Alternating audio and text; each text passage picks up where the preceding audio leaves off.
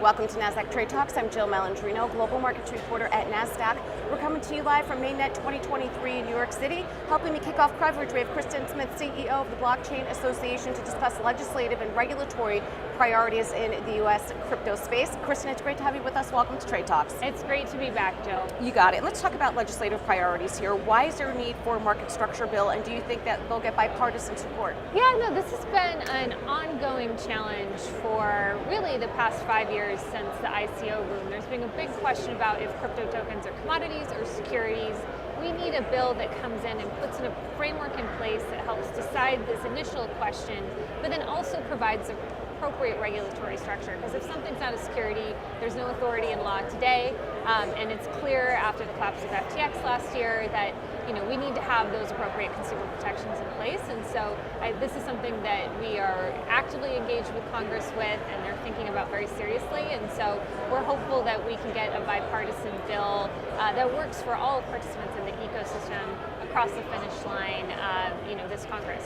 What's your thought on the recent SEC court losses? I mean, you'll be talking about this on the main stage today. And what are your thoughts on the Coinbase case? Yeah, no, I'm really excited. I'm going to be sitting down here at Mainnet today with Paul Grewal, who is the Chief Legal Officer of Coinbase. But, it's very interesting because as Congress is working through this legislative gap, filling the legislative gap, we've seen regulatory agencies try to test the limits of the law by using a regulation by enforcement approach. And so they're doing these cases. And what we've seen is, particularly over the summer, Ripple, whose booth is right behind us here, they scored a major win in that XRP is not deemed to be a security. And so we're finding that we're not able to get clarity with the regulatory agencies, but we are able to get some clarity through the courts. And so we're hoping that as the Coinbase case moves through, we'll continue to get additional clarity, which will allow time for Congress to figure out the appropriate framework and get that enacted into law. What are your thoughts on the recent Treasury and IRS rulemaking, and how is the Blockchain Association responding? Well, this is one that we're very concerned about. This was a big bill, big part of the infrastructure bill that passed 2 years ago, and this is finally sort of the next phase of the implementation of that legislation.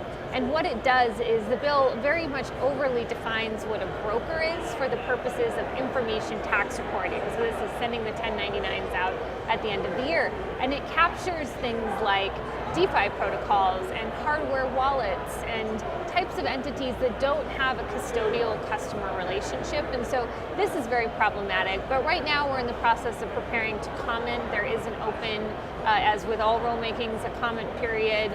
We're urging an extension of that comment period. We're writing our own comment letter, and we're urging folks in the crypto community to write comment letters as well. So we'll have to see how that plays out, but ultimately we feel like this has gone so broad that it is, goes far beyond what the statute says, and probably there's constitutional violations in those rulemakings. So this is going to be a long fight, but it's one that I think we're very focused on, we have very strong arguments on, and hopefully we'll also get Congress to step in there and maybe narrow that definition of brokers so that we don't have such a broad rulemaking that we're facing before us. Well, let's talk about that from a political perspective. We're entering election season, and it will probably be quite contentious. What are your predictions in terms of how that will impact the crypto space? Yeah, I think it's really interesting. I mean, I think any change in administration would lead to new leaders coming in at the federal agencies. And I do believe personnel is policy, and a lot of what we've seen lately is driven by sort of individual personalities among key regulators, notably the SEC. So I think if we have, whether it be Republican or Democrat, any fresh blood in there, I think that we would have a better shot at having a more effective dialogue. So it's, it's something we're following very closely. I think, as you mentioned before, this is a bipartisan issue. There are Republicans and Democrats who are champions and who are skeptics of crypto. So we have them on both sides. So it really comes down to that key person and whether or not they value this industry and see it as the foundation for a new financial services system and a new technology platform. So, I think the devil's in the details, but the crypto industry has really stepped up their engagement on the political level and are working with candidates, and we're seeing a lot of presidential candidates that have it as part of their platform. So it's really, really great to see. All right, Kristin, appreciate the insight. Thanks for joining us on Trade Talks, and thanks for joining me. I'm Jill Malandrino, Global Markets Reporter at Nasdaq.